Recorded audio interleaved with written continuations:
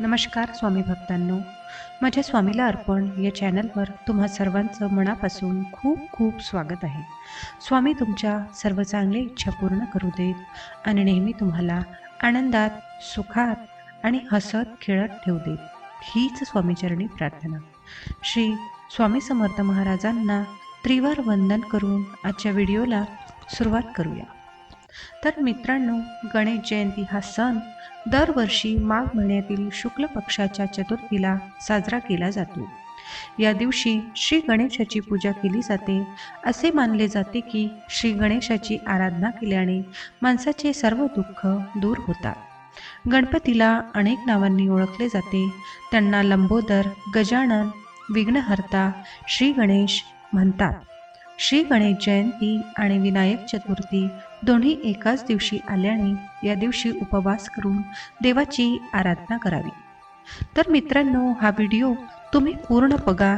स्वामीला अर्पण चॅनलवर तुम्ही नवीन असाल, अजूनपर्यंत चॅनलला सबस्क्राईब केलं नसेल तर पटकन सबस्क्राईब करा. साईडला एक घंटीचं बटन दिलेलं आहे, ते सुद्धा प्रेस करा, म्हणजे आपल्या चॅनलवर जेव्हा नवीन नवीन व्हिडिओ येतात तर त्याचं नोटिफिकेशन तुम्हाला मिळाल्यामुळे तुम्ही व्हिडिओ लगेच बघू शकाल. तुम्हाला व्हिडिओ वेगळा शोधत बसण्याची गरज पडणार नाही. चला तर मग व्हिडिओला सुरुवात करते. गणेश जयंती मंगळवार दिनांक 13 फेब्रुवारी 2024 या दिवशी आहे. चतुर्थी तिथी प्रारंभ आहे 12 फेब्रुवारी 2024 5:44 तसेच चतुर्थी तिथी समाप्त आहे 13 फेब्रुवारी 2024 2:41 गणेश पूजेचा मुहूर्त आहे 13 फेब्रुवारी 2024 11:40 ते 1:58 हिंदू धर्मातील गणेशाची पूजा अत्यंत शुभ आणि फलदायी मानली जाते. यामुळेच कोणतेही शुभ कार्य करताना प्रथम मानल्या जाणाऱ्या गणपतीचीच पूजा केली जाते. माघ महिन्याच्या शुक्ल पक्षाच्या चतुर्थी तिथीला म्हणजेच 13 फेब्रुवारी 2024 रोजी साजरा केला जाईल. गणपती ही अशी देवता आहे, गणपतीच्या पूजनाने जीवनातील सर्व अडथळे दूर होतात आणि जीवनात मंगलमयता कायम राहते. गणेश जयंतीच्या दिवशी विधी, उपवास, पूजा आणि गणपतीची जन्मकथा सांगणे किंवा श्रवण केल्यास विशेष पुण्य प्राप्त होते. गणेश जयंतीच्या दिवशी तुम्हाला तुमच्या पूजेचे पूर्ण फळ मिळावे आणि तुमच्या सर्व मनोकामना लवकर पूर्ण होतात.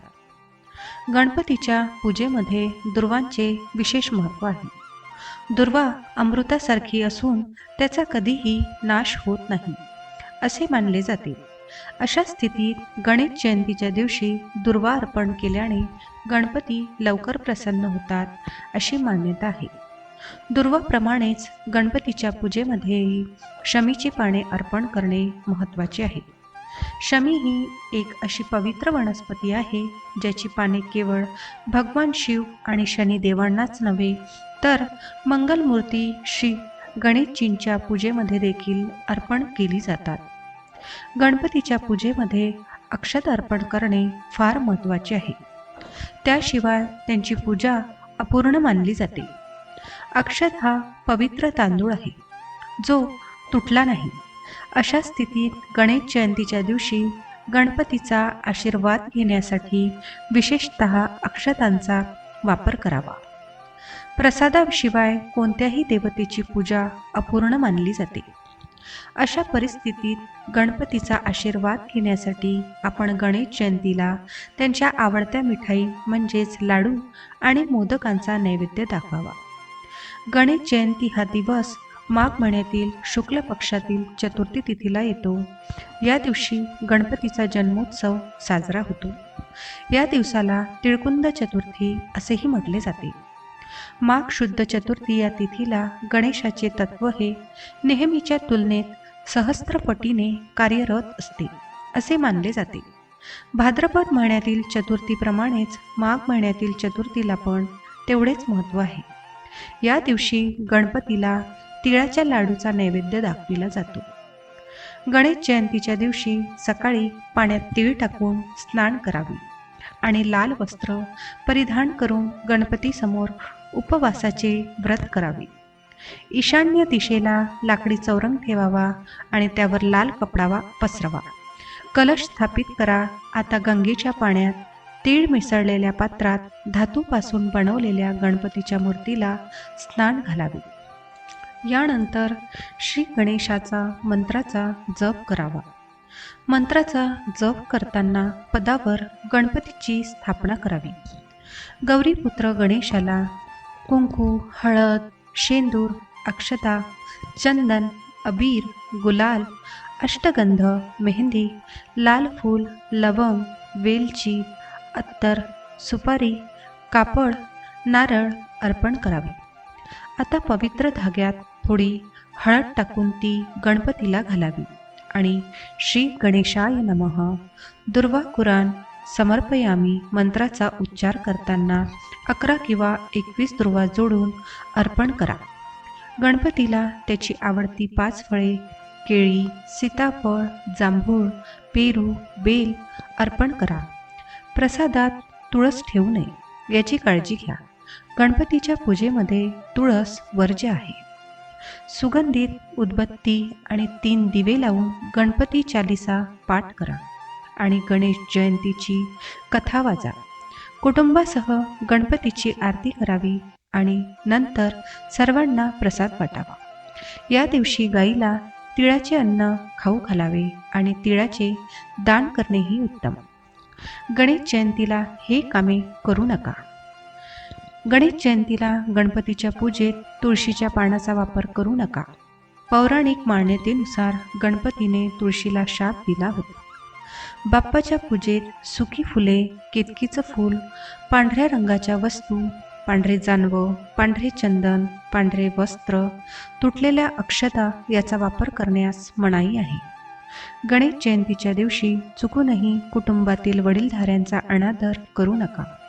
यामुळे केतूचे अशुभ परिणाम मिळतात. यासोबतच बोलण्यात दोष असल्याचे दिसून येते. पुराणातील एका कथेनुसार एके दिवशी देवी पार्वती या स्नानासाठी जात असताना त्यांनी चंदनापासून बनवलेल्या एका बालकाला द्वारपाल म्हणून उभे केले. जेव्हा त्या स्नान करत होत्या त्यावेळी भगवान शंकर त्या ठिकाणी आले. ते आत होण्यासाठी निघाले असता या बालकाने प्रभू शिवांना आत जाण्यापासून रोखले. त्यामुळे भगवान शंकर खूप क्रोधित झाले आणि त्यांनी या बालकाचे मस्तक शरीरापासून वेगळे केले. हे पाहिल्यानंतर माता पार्वतीने काली मातेच्या अवतारात धारण केलं व क्रोधाने पूर्ण विश्वाचा नाश करण्याची धमकी भगवान शिवांना दिली. त्यामुळे सर्व देवी देवता हे माता पार्वतीची प्रार्थना करून क्षमा मागू लागली. त्यावेळी देवी पार्वती शांत झाल्या आणि आपल्या पुत्राला पुनर्जीवित करावे आणि त्या पुत्राला पूर्ण विश्वात सर्वोच्च स्थान दिले जावे अशी मागणी त्यांनी भगवान शंकराकडे केली. भगवान शंकर देवी पार्वतीची मागणी मान्य करतात व त्या छोट्याशा बालकाला पुनर्जीवित करण्यासाठी आपल्या गणांना आदेश देतात. पृथ्वी तलावर जा आणि सगळ्यात आधी तुम्हाला जो प्राणी दिसून येईल त्या प्राण्याचे शीर कापून घेऊन या. सर्व गण पृथ्वी तलावर गेले असता त्यांना सर्वप्रथम हत्ती हा प्राणी दिसला. मग त्या हत्तीचे शीर कापून त्यांनी भगवान शंकरासमोर हजर झाले. तेच हत्तीचे शीर भगवान शंकरांनी त्या पुत्राच्या धडावर लावले आणि त्या पुत्राला पुनर्जीवित केले. यानंतर भगवान महादेव पार्वती यांनी त्यांचा स्वपुत्र म्हणून स्वीकार केला. तो बालक म्हणजे आपले लाडके गणपती बाप्पा आहे. श्री स्वामी समर्थ. जय जय स्वामी समर्थ.